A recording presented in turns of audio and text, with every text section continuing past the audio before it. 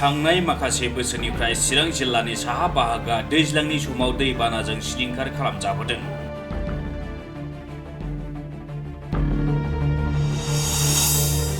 बेबादिनो देग्लायबो चिरां जिल्लानि लावख्रिगुरि गामिया भुटान हाजोनिफ्राय बोहैबोनाय निज्ला दैमाजों खुरखाजानानै बे गामिनि थागिरिफ्रा लावख्रिगुरि गुदि फरायसालिनि गेलेग्रा फोथाराव बादा खालामनानै थानांगौ जादों। गामिनि गं-30निबो बांसिन नखरा बे दैमा खुरखानायाव गोबां खहा खालामजादों।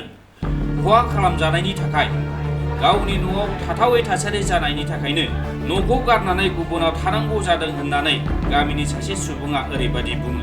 जों मैया जानाया दाख्लै खनसे जाखांबाय। दाख्लै खनसे जानानै साननै थाहाबदों आरो ओमफ्राय नै दा मैया मोना मथा मथि 10:30निफ्राय ओरै 12थासिमा मुखुब एकदम न' दा नै बुसावजोबनानै दं। नायनो अबस्था ओरैनो गाज्रि जाजोब्बाय। सेस दैजों हरनि समाव बिदिनो मुरा-मुरि जाबोर बहुदथार फैनायाव मानसिफ्रा बिदिनो खस्थ' लानांगौ जादों। माल-माथा बोथ्रोदनाय, दाउ-अमा बोथ्रोदनायाव बहुद खस्थ' लानांगौ गोनां जादों आरो माने जाबोर-जुबोर दाखोर-दाला फैनायजों मानसिया थाबायनो हायि बायदि समाव बेबायदि अलखदाव गोग्लैदों। दा बेबायदिनो बिराद दुखु खस्थ' भुगिनानै नैबे हरनि समखौ बारलायलांबाय। नाथाय दा नुनायाव दैया गैलालाय, ओरैनो रानलांलायबाय। नाथाय बुंनो हाया दैया बबे समाव फैयो बबे समाव थाङो। हाजोआव अखा हाबानो दसेनो लोब बारायबोयो। दा बे जाहोनाव जोंनि नैबे गामिनि अबस्थाया बेबायदि आरो बियो ओरै खर'आव बुर, नैबे ससेयाव निज्ला होननानै बुङो। दा ओरैजाय निज्ला, बुर निज्ला।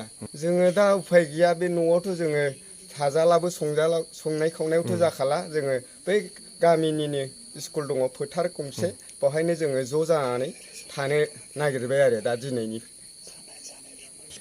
साननि जानायखौथ' उफाय गैया। गावबागाव जेखौ दङ बेखौनो ओरैनो जानांसिगोन। जोंनाव दा गासै गुबुन जानाय मा जानाय बे गामिथाराव 65 न'खर दङ आरो बिनिफ्राय ओरै खोलाजों आदिबासिफोर माखासे नांफादों। आं बेखौ बुंनो थांला, बिसोरबो दंफायो।